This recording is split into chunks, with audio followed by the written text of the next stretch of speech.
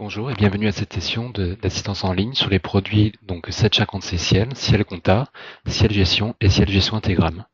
Le thème de cette formation porte donc sur la découverte des nouveautés de mise en conformité par rapport à la loi antifraude, à la TVA. Au sommaire de cette formation, nous allons donc voir le cadre légal de la loi antifraude, le champ d'application, la nature des conditions à respecter, la liste des produits concernés et bien sûr la présentation de chacune des nouveautés qui sont conformes à cette loi antifraude. Donc au niveau du cadre légal, il s'agit en fait d'une mise en conformité par rapport à l'article 88 de la loi de finances de 2016 relative à la lutte contre la fraude à la TVA. Donc c'est une obligation d'utiliser un logiciel ou un système de caisse certifié à compter du 1er janvier 2018. Donc toute personne assujettie à la TVA qui enregistre donc des règlements de ses clients au moyen d'un logiciel de comptabilité, de gestion commerciale ou d'un système de caisse doit utiliser un logiciel ou un système satisfaisant des conditions d'inaltérabilité, de sécurisation, de conservation et d'archivage des données en vue du contrôle de l'administration fiscale. Le champ d'application du dispositif concerne uniquement la France métropolitaine ainsi que les départements d'outre-mer à l'exception de la Guyane et de Mayotte.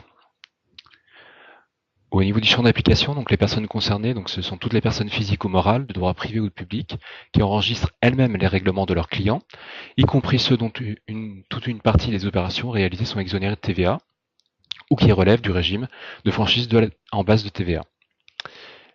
Les logiciels concernés sont donc tous les systèmes informatisés de comptabilité, tous les systèmes de gestion commerciale et d'encaissement, donc comme les systèmes de caisse, qui enregistrent des données ou des informations concourant à la détermination du résultat fiscal et comptable, et plus généralement de tous les systèmes donc, de caisse.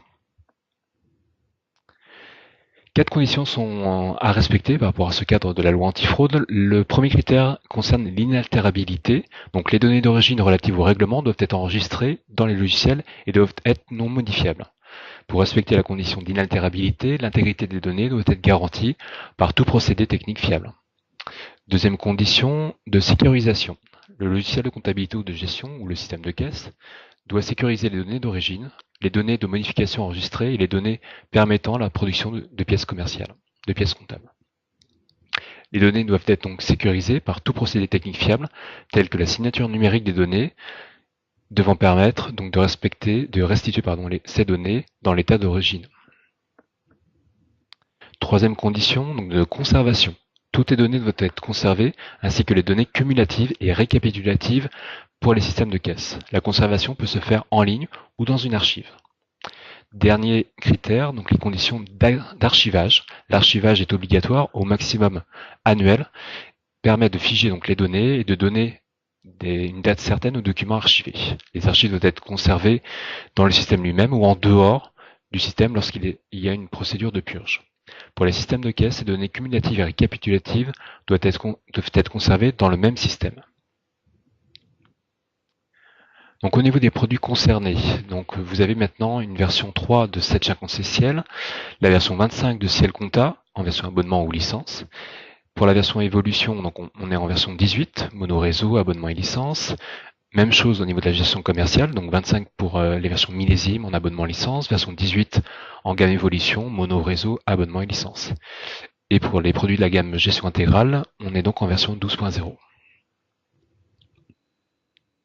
Ces versions sont donc disponibles depuis le 19 décembre 2017. Elles sont disponibles donc en téléchargement sur ciel.com, sur votre espace client sur ciel.com, ainsi que sur l'espace flexibilité.ciel.com pour les personnes qui sont en version abonnement, en version souscription.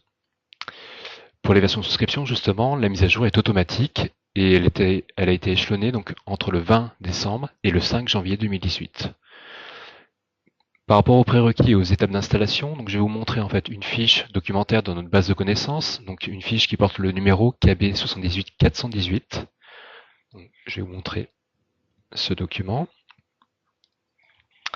Voilà, donc il s'agit en fait de la procédure d'installation de Sage 50C Ciel, qui sera la même pour les produits de la gamme Ciel, compta, gestion commerciale et gestion intégrale. Donc je suis ici sur la base de connaissances donc, de Sage, donc sur le bdc.sage.fr, et je suis donc dans la fiche KB 78418. Donc un petit rappel sur les prérequis. Donc au niveau des prérequis matériels, donc on reste sur du 3 Go de RAM, un processeur au minimum d'1,5 GHz. Pour les systèmes d'exploitation, donc au minimum un Windows 7, et supérieurs, donc Windows 8 et Windows 10. Au niveau de l'espace disque, donc un minimum d'1 giga. La résolution de l'écran doit être au minimum 2024 par 768. Et au niveau des caractéristiques par rapport à la connectivité à Internet, donc il faut avoir au minimum 2 mégas en téléchargement et 100K en envoi de données. Un prérequis important par rapport à l'installation des produits, donc il faut avoir les droits nécessaires au niveau de Windows. Donc il faut en fait disposer des privilèges administrateurs pour pouvoir installer nos produits. Pour les personnes donc, qui utilisent les versions abonnement, donc sur le site flexibilité.ciel.com, au niveau des services connectés, vous avez la possibilité d'activer le service connecté qui s'appelle donc Ciel Données Mobiles, qui permet donc de pouvoir travailler à distance sur les données, en simultané par exemple. Donc il est important de pouvoir activer cette option-là si vous souhaitez justement travailler à plusieurs utilisateurs en même temps sur le même dossier. Une fois le produit donc téléchargé depuis votre espace client sur ciel.com ou flexibilité.ciel.com, vous avez donc en fait un assistant d'installation avec différentes étapes. Donc la première étape, c'est celle de bienvenue. Donc là, il y a juste à faire suivant. Ensuite, donc les conditions générales d'utilisation du produit. Donc on coche sur la première option, j'accepte le terme de ce contrat de licence. Je fais suivant. Le choix d'installation. Donc là, vous pouvez laisser sur l'option qui est par défaut sur l'installation standard. Ensuite, l'option suivante. Et ensuite, vous avez donc une étape de copie des données. Si jamais vous avez déjà une version d'installer, ça va désinstaller la précédente pour la remplacer par la nouvelle version. Une fois cette étape de copie de données est terminée, on vous propose donc d'exécuter automatiquement le logiciel et de cliquer sur terminer. Donc vous pouvez laisser cocher cette option-là et cliquer sur le bouton terminer pour ensuite donc ouvrir l'application. Uniquement au premier lancement donc de cette version, vous avez une phase d'initialisation qui est plus ou moins longue selon la rapidité de votre ordinateur. Donc il y a juste à laisser faire ce traitement-là. Et ensuite, vous avez donc directement accès au logiciel. Donc pour les versions abonnement, vous avez donc la fenêtre d'identification, et pour les versions licence, vous entrez directement dans le choix de votre dossier, et après on vous propose donc de mettre à jour le dossier pour pouvoir travailler dans la nouvelle version. Important à retenir, cette phase d'initialisation ne se fait que au premier lancement de l'application. Pour les autres prochains lancements, cette phase n'apparaîtra pas.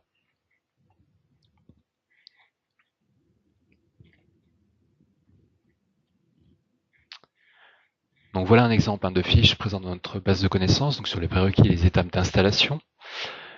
Je vais maintenant vous évoquer donc toutes les nouveautés propres à ces nouvelles versions et notamment au cadre de la loi antifraude à la TVA.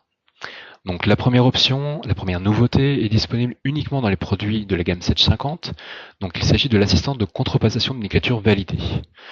Donc dès lors que vous voulez donc modifier une écriture qui est déjà validée, vous avez deux choix, soit de pouvoir consulter cette écriture en mode lecture seule, donc sans pouvoir la modifier, ou soit la possibilité de pouvoir modifier cette écriture au travers la création d'une écriture de contrepassation et après une duplication de l'écriture d'origine pour pouvoir après rentrer dans l'écriture qui est au brouillard et qui est donc modifiable.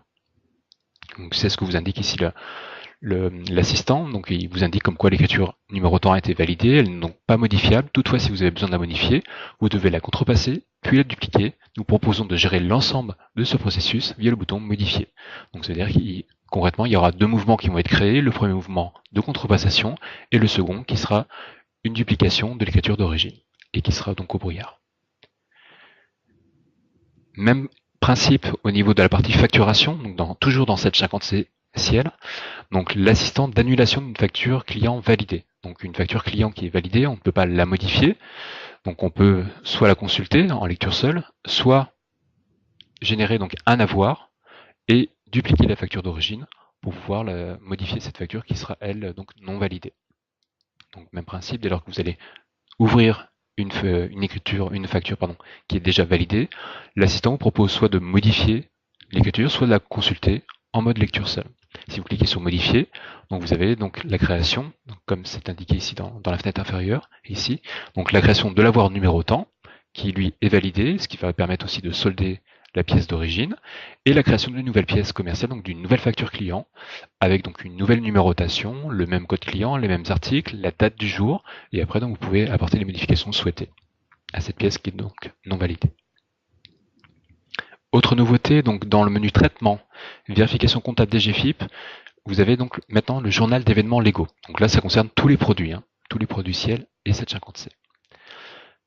Donc ce journal d'événements légaux en fait va permettre ici de pouvoir répertorier toutes les validations d'écriture, toutes les suppressions d'écriture au brouillard, même chose pour les pièces commerciales, toutes les suppressions de pièces clients ou fournisseurs, ou validation de pièces clients et fournisseurs, et également les restaurations de sauvegarde.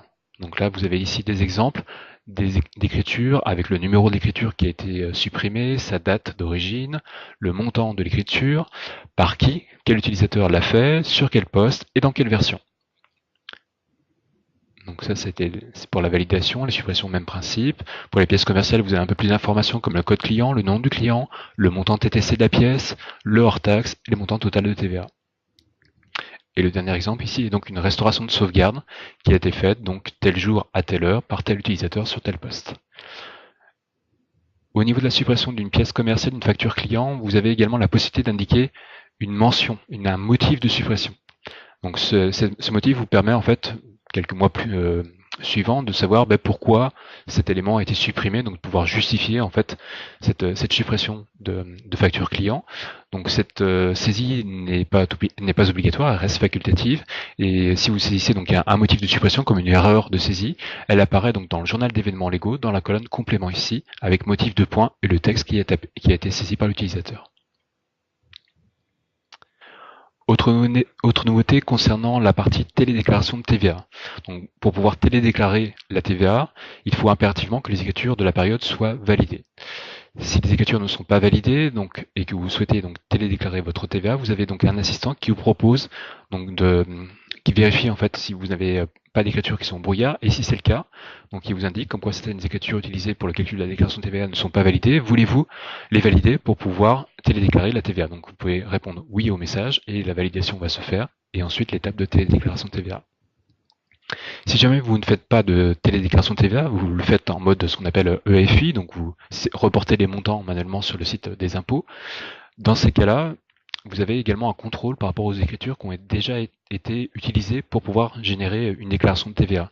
C'est-à-dire qu'en cas de suppression d'une écriture qui appartenait donc à cette période de déclaration de TVA, vous avez un message vous indiquant, donc c'est pas un message bloquant, c'est juste une alerte qui vous indique attention, vous essayez de supprimer une écriture qui a déjà été prise pour une période de déclaration de TVA, donc avec le rappel de la loi, du texte de loi, et un message de confirmation. Donc, voulez-vous supprimer réellement cette écriture-là? Autre nouveauté concernant l'export de la balance. Donc, il y avait déjà un format qui s'appelait export de balance ECF pour états comptables et fiscaux. Il y a maintenant un nouveau format qui s'appelle donc états comptables et fiscaux DGFIP. La particularité de ce format d'export de balance, c'est qu'il ne reprend que les écritures qui sont donc validées.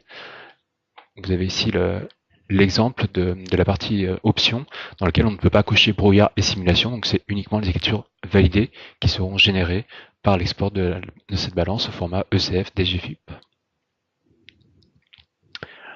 Au niveau des états comptables, donc vous avez la notion de provisoire, c'est-à-dire que si un état contient une écriture au brouillard, la mention provisoire apparaîtra automatiquement. Donc les états concernés sont la balance, le bilan synthétique, le compte de résultat synthétique, le grand livre avec quantité, le grand livre par échéance. Et vous avez donc un rappel ici, si jamais vous cochez une de ces options, brouillard ou simulation, donc si vous cochez une de ces options, justement, la mention provisoire sera imprimée afin de respecter une nouvelle obligation légale au 1er janvier 2018. Voici un exemple ici de grand livre dans lequel il y a au moins une écriture au brouillard. Donc vous avez la mention provisoire qui apparaît donc en filigrane ici en diagonale dans le document. Si jamais vous ne demandez pas d'écriture au brouillard et en simulation, la mention provisoire n'apparaîtra pas. Les utilisateurs, eux, qui ont été donc créés ou dupliqués à partir des états standards, fonctionneront de la même façon. C'est-à-dire que si vous avez au moins une écriture au brouillard, la mention provisoire apparaîtra également. Concernant la partie facturation, donc pour les impressions de factures clients, s'il s'agit d'une facture qui est non validée, vous aurez également la mention provisoire qui apparaîtra. Dès lors qu'elle sera validée, la mention provisoire, bien sûr, n'apparaîtra plus.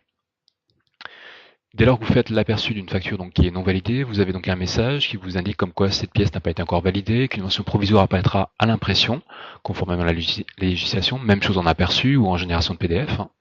Mais une fois validée, cette mention disparaîtra et ne sera plus modifiable.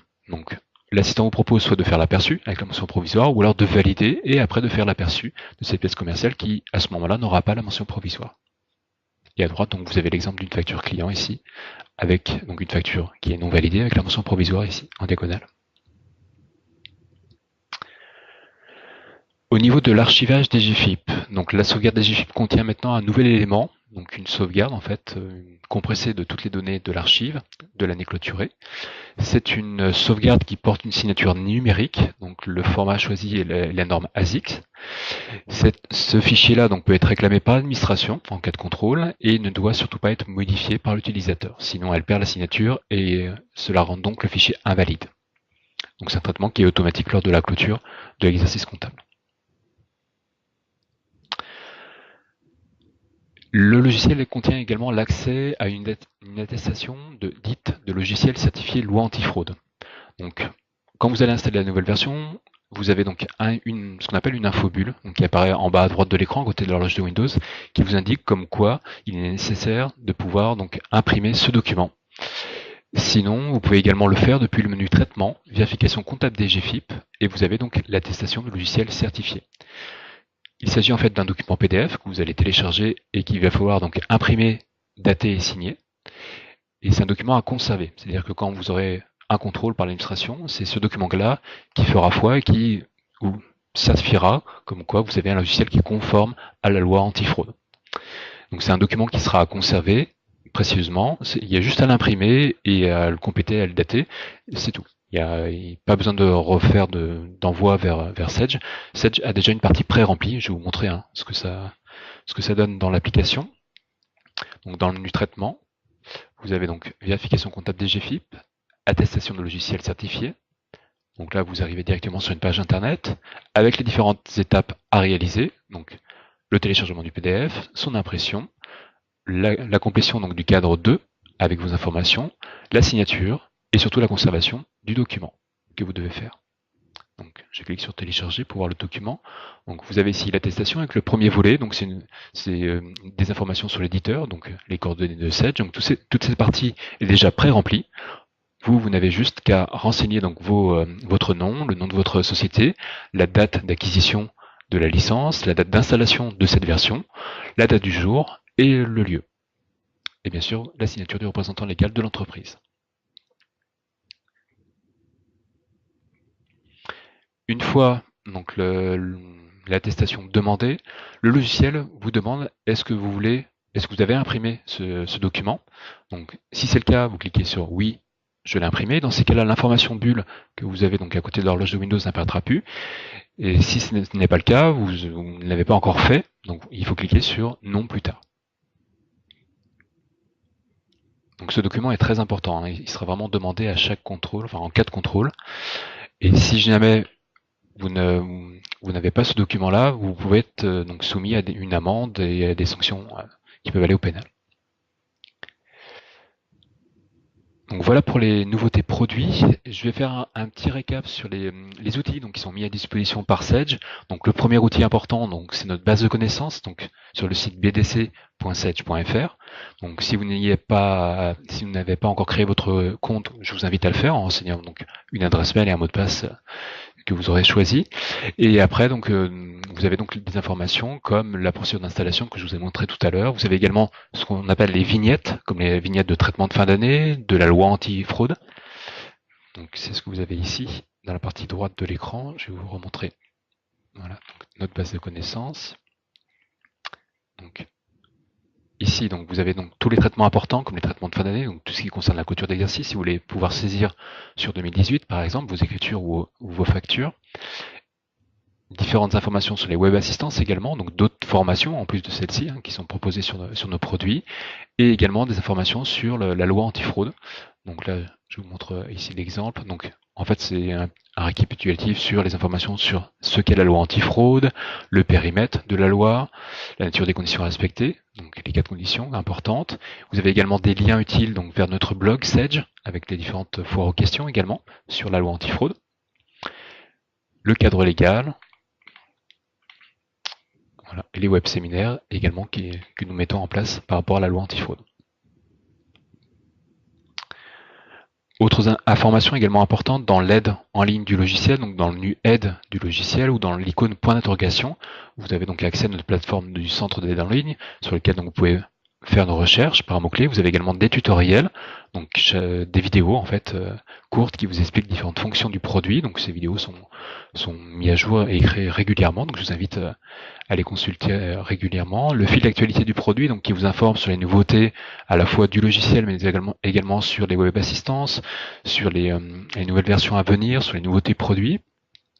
Notre plateforme, donc Sedge University, donc c'est disponible directement depuis l'intuitiel du produit. Donc vous avez une tuile qui s'appelle Sedge University qui vous permet donc d'accéder directement à une plateforme dédiée aux formations des produits de la gamme Sedge. Et bien sûr, donc par rapport à la loi antifraude, le lien vers le blog de Sedge sur les dernières informations, donc sur le cadre de la loi antifraude. Donc voilà pour cette présentation des nouveautés du cadre de la loi antifraude. Merci à tous, bonne fin de journée, à bientôt.